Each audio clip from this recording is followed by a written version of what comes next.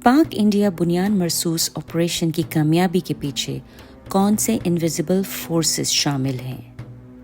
Battle of बदर, असातीरुल अव्वलीन, ancient fables, बलाउल हुस्ना, ये तमाम बातें आज हम सूरह अनफाल की रोशनी में समझने की कोशिश करेंगे।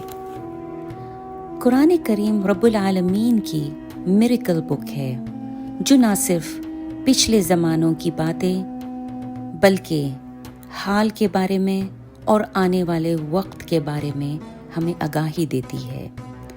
इसमें रब्बुल आलमीन ने हमें पुराने ज़माने के किस्से कहानियाँ बताए हैं ताकि इंसान उससे सबक हासिल करे। ये किस्से कहानियाँ सिर्फ पुराने वक्त के लिए नहीं हैं, बल्कि ये किस्से हर ज़माने में दोहराए जाते हैं।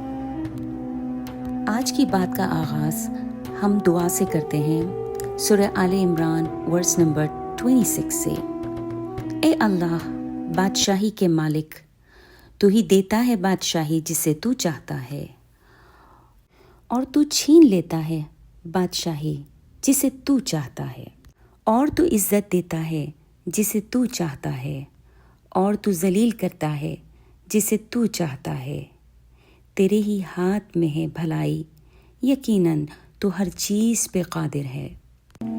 सूरह अनफाल कुरान पाक की 8 चैप्टर है। ये बैटल ऑफ बदर के बाद नाजिल हुआ, जहाँ ईमान लाने वालों का एक छोटा सा गिरोह ताकतवर दुश्मन के खिलाफ डटा रहा।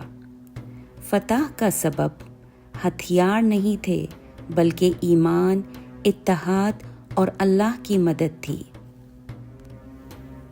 यकीनन कामयाबी अल्लाह की तरफ से होती है, बशर्त ये कि मोमिन तवक्कल के साथ अपनी प्लानिंग और एक्शन करे।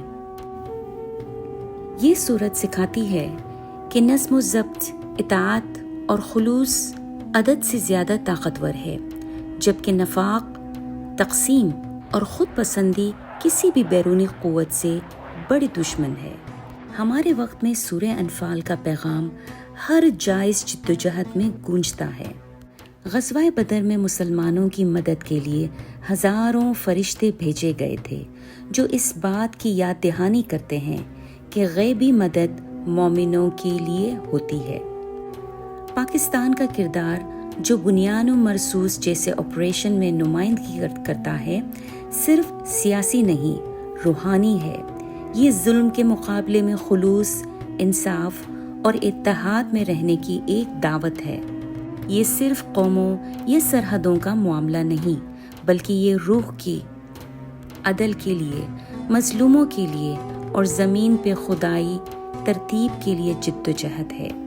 जब आप सच के साथ खड़े होंगे तो रब्बुल आलमीन की तरफ से गायबाना फरिश्ते आपके साथ चलेंगे।